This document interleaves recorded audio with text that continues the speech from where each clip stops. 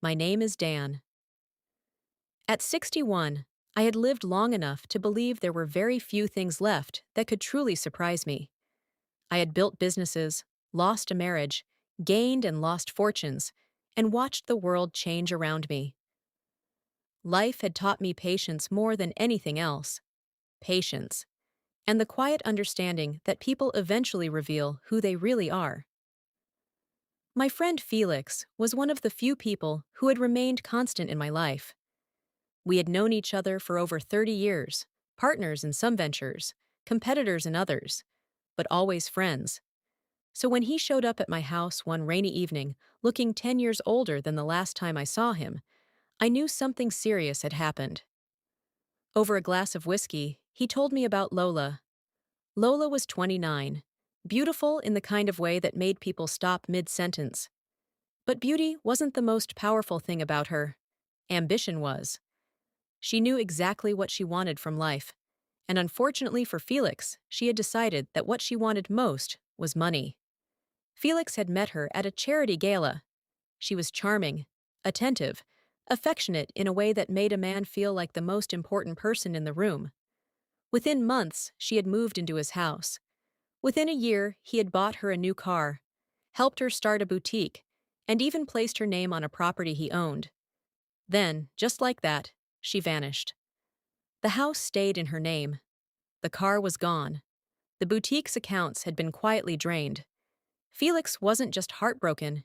He had been played. When he finished the story, he stared into his empty glass. "I was a fool, Dan," he said quietly. I leaned back in my chair and thought for a long time. "No," I finally replied. "You were generous. She was the fool."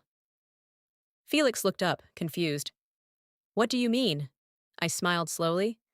"Leave Lola to me. I already understood something important about her. People like Lola rarely change their habits. They chase opportunity the way sharks chase blood in the water, and I knew exactly how to make myself look like the biggest opportunity she had ever seen. It wasn't difficult to meet her. Our social circles overlapped just enough that a carefully arranged dinner introduced us naturally. She was even more striking in person, graceful, confident, her smile calculated but convincing. Within minutes, I could see the gears turning behind her eyes. Older man, successful, calm, wealthy, perfect. I played my role well. I took her to expensive restaurants, flew her to weekend resorts, bought her jewelry that made her eyes sparkle. But more importantly, I showed her my world, my offices, my companies, the endless flow of deals and numbers that suggested a fortune far larger than it really was.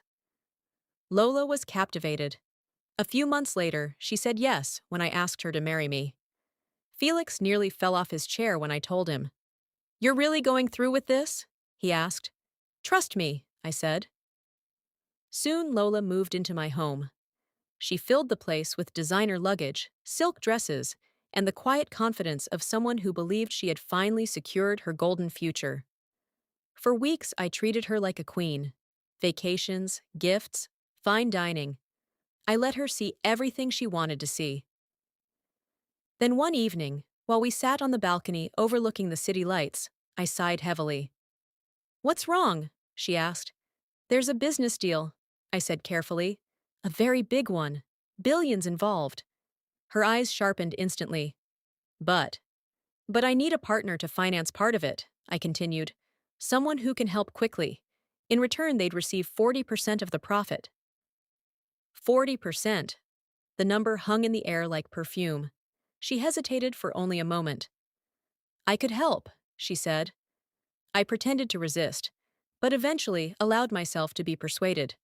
Within days, she transferred the money to my account, convinced she was about to multiply her fortune many times over. A month passed. Then, one evening, I invited Felix over for dinner. When Lola walked into the living room and saw him sitting there beside me, the color drained from her face. She froze. Felix simply watched her silently. "What?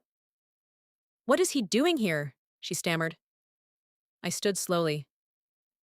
"Lola," I said calmly, "there's something you should understand." Her eyes moved between us, panic growing. The house you took from Felix, I continued. The car, the money, everything you took from him. She didn't say a word. Well, I said gently, consider your investment a full refund. Her mouth fell open. You tricked me? I shrugged. No, I replied. I gave you exactly what you were looking for. Silence filled the room. Finally, I pointed toward the door. You should pack your bags. She stared at us, anger and humiliation battling across her face, but she knew there was nothing she could do. Within an hour, she was gone. Felix sat quietly for a long time after that. Finally, he laughed. A deep, relieved laugh I hadn't heard from him in months. You know, he said, shaking his head, I think I finally feel better. I poured us both another glass of whiskey. Outside, the city lights glittered against the dark sky. Revenge, I realized, wasn't really about hurting someone. It was about restoring balance, about reminding people that greed eventually catches up with them. And somewhere out there, Lola was probably already searching for her next wealthy target. But this time, she would be a little more careful. And Felix? Felix had his life back. As for me, I had learned something too. Sometimes the most satisfying victory isn't winning money, it's watching a friend smile again.